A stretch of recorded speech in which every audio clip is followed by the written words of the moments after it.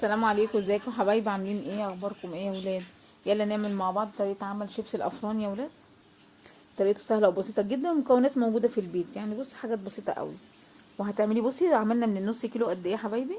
نزلنا هنا بكوبايه يا ولاد من الميه، من المج اللي هي بتاعه الشاي، تلت كوبايه من السمن، ربع كوبايه من الزيت، معلقتين من الصلصه زي ما انت شايفه كده.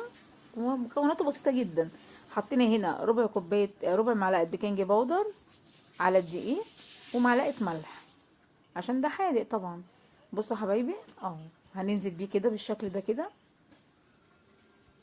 انا العجين لف لفتين كده، بس انا ايه، حسيت ان العجينه طريه قوي فحطيت شويه من الدقيق يا ولاد.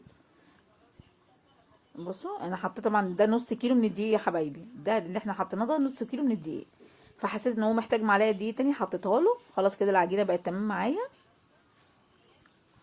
غطيتها بس ارتاحت شويه كده بتاع 10 دقايق، وبعد كده اشتغلت فيها زي ما انتم شايفين كده يا حبايبي.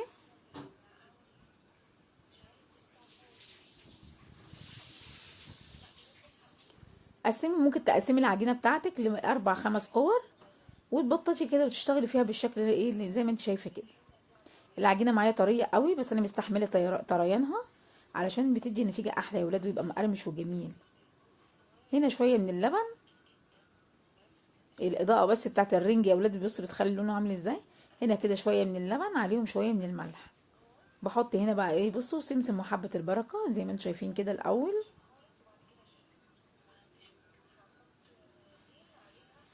اهو يا حبايبي كده بالطريقه دي.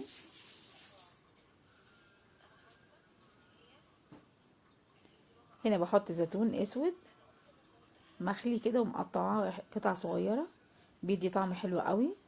دي جبنه رومي يا ولاد اهي، رشه جبنه رومي على الوش. الجبنه الرومي بقى بتسيح، بتخلي كل ده يمسك في بعض، طعمها بيبقى حلو قوي وريحتها جميله يا ولاد. بصوا يا حبايبي اهو، تقطعي 4 كده، وهتقطعي كل مثلث تقطعي ايه ليه جزئين بالشكل اللي انت شايفاه ده كده. سهل وبسيط، وانت قاعده بتتفرجي على التلفزيون كده حبيبه قلبي، هتقعدي تعمليه كده بالليل، تشربيه مع كوبايه شاي كده وانت قاعده سهرانه.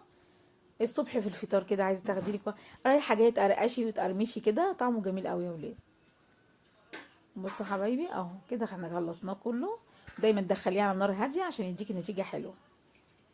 يلا حبايب قلبي تعملوه، ربنا يحسن ما بين ايديكم. الف هلا وشوف حبايب قلبي، يلا سلام عليكم.